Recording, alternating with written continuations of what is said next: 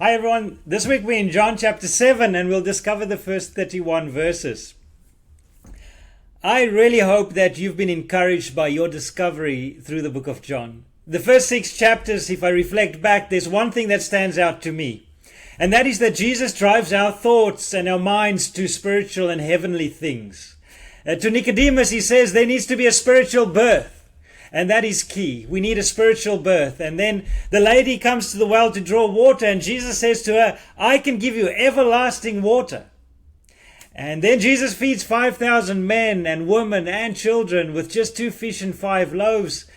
And when he has their attention, he says to them, there's the bread from heaven, the bread of life. And so it's really this idea that Jesus is saying, there's the physical, and we can understand that because our human minds can comprehend that. But I want to talk to you about spiritual things. And so we get to chapter 7 and we get a good idea of where things are settling with the people. And I'll kind of, spoiler alert, read verse 43 for you in chapter 7. So there was a division amongst the people over him. There was no consensus, even back then, despite the miracles, that Jesus is Lord. And today we find ourselves in the same world.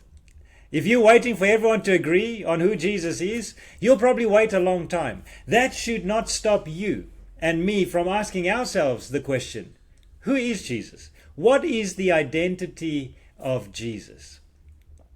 Now, Dr. Tony Evans says you really have 3 choices. The first is that he's the greatest liar to ever have lived. He tricked everyone into believing that he is God, and some even followed him.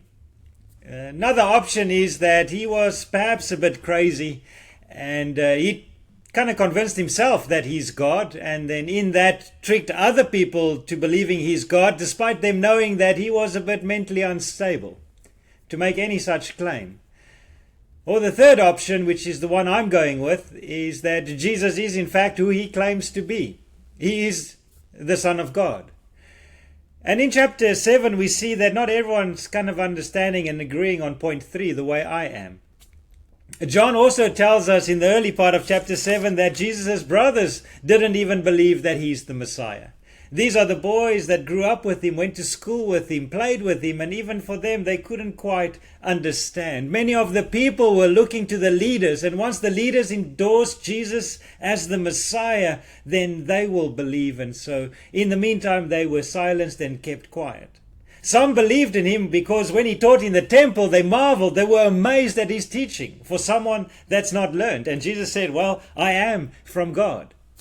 I am from heaven. And others said, no, he can't be, because we are told that we won't know who he is or where he's from. We know where he's from, so it can't be him. And so there was this division amongst people.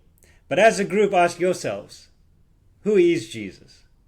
We know the brothers didn't quite understand. We know that John, the writer of the gospel, didn't quite understand until he saw the tomb was empty.